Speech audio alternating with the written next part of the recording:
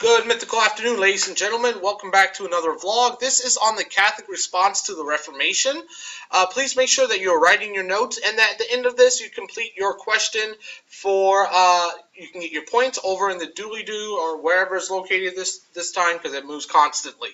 As always, please make sure that you view this as many times as you need to get the information, because it's not just about getting the notes, it's about understanding what you're writing about. So please make sure that you do that as we continue. So to start with, we're going to be talking about the things to ponder, the three questions that we must be able to answer by the end of this section. Oh, by the way, I bet one of these will be on your test. Just giving you a heads up there. So, number one is, what was the Catholic Church's response to Luther? What did they do after Luther began the Protestant Reformation? Number two, what is the Counter Reformation, and what does that actually mean? And three, what did the Catholic Church do to actually reform? So we start off with the response to Luther. Pope Leo X of 1520 decides he's going to excommunicate Luther because he will not recant or take back his statement. And remember, excommunication means that you are no longer allowed to get communion or be part of the Catholic Church. So that means you cannot go to heaven. You're going to be going straight to where Hades likes to live. Then we have the Holy Roman Empire's Emperor Charles V, who is a Catholic, wants a trial for Luther for his statement. But Luther is not going to have any of that, and he refuses, and he flees to Saxony for protection. So we know there's going to be a problem in the Holy Roman Empire. And on a different note, when is there not a problem in the Holy Roman Empire? So from there, we get the Peasants Revolt in 1524. And really, because of the printing press and the spread of humanist ideas and knowledge in general in the vernacular, that these peasants start becoming more and more educated, and the middle class has become more educated. So they revolt to try to end serfdom. Unfortunately, it kind of fails. Then in the 1520s and the 1530s, some German princes start becoming Protestant. Some because they actually agree with Luther or other Protestant reformers, others for more selfish reasons like for greed or for more land. So, and these German Protestants start fighting against the German Catholic princes in the Holy Roman Empire.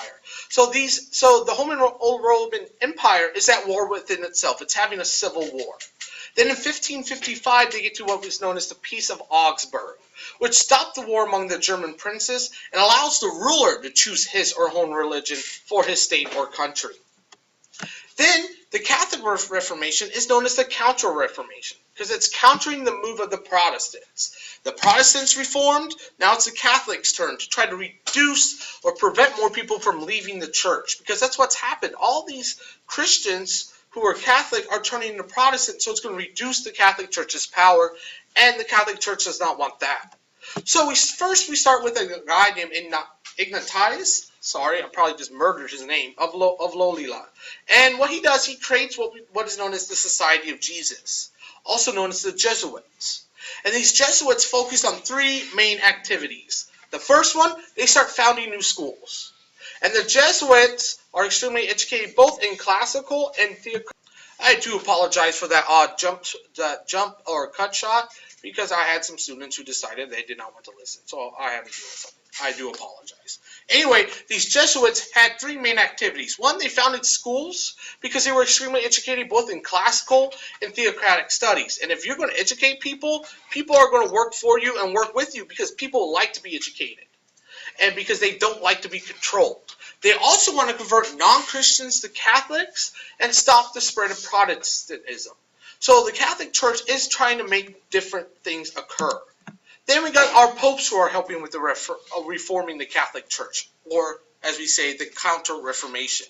So Pope Paul III, 1534 to 1549, has four important steps. First, he investigates indulgences and other abuses of the Church's power, and uses the Inquisition to seek out heresy. So he actually investigates the problems. And remember, these indulgences, the idea of paying your way to get to heaven, is a major concern of these Protestants. He also approved the Jesuits, and he created the Council of Trent, where we'll make four major ideas that will change the Catholic Church.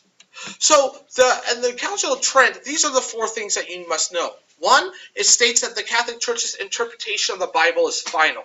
That means any other interpretation based on Luther, your own thoughts, a humanist, a philosopher, automatically means you're a heretic or you're against the Catholic Church. So they're going to come after you. Two, Christians need both good works and faith for salvation, which is the opposite of Luther. Luther said you just needed faith. Calvin says you were predestined. And the Catholic Church says you need faith and do good works. Then they also state that both the Bible and the Catholic Church are equally powerful for guiding Christians. You need both to go to heaven. You can't have just your holy book, and you can't have just the Catholic Church. You must have both. And they actually say indulgences are valid, that you're allowed to pay to get into heaven, which is one of the major concerns that the Protestants had. So from there we get Pope Paul IV, who pushes agreements that were made at the Council of Trent. So in 1559, he made a list of dangerous books for Christians. These are books that Christians cannot read because it may make you not think what the church wants. And they call that the Index of Forbidden Books. And by the way, Luther's 95 Theses were on there. So like I just stated, one of the Index of Forbidden Books, one of those books on there were the 95 Theses. And a lot also of old books from the classical periods, from ancient Greece, from ancient Rome. So that's the end of this. So here's your question for this vlog over in the doobly-doo. Please make sure you respond to it and get these notes so that I can give you your credit. What did the Catholic Church do to reform to try to reduce the amount of people turning to Protestants? Please make sure that you're detailed and you explain your answer and that you tell me why you think that's important. So one of the examples could be the Jesuits. Okay, good. Now tell me why you think that's important and explain what the Jesuits do.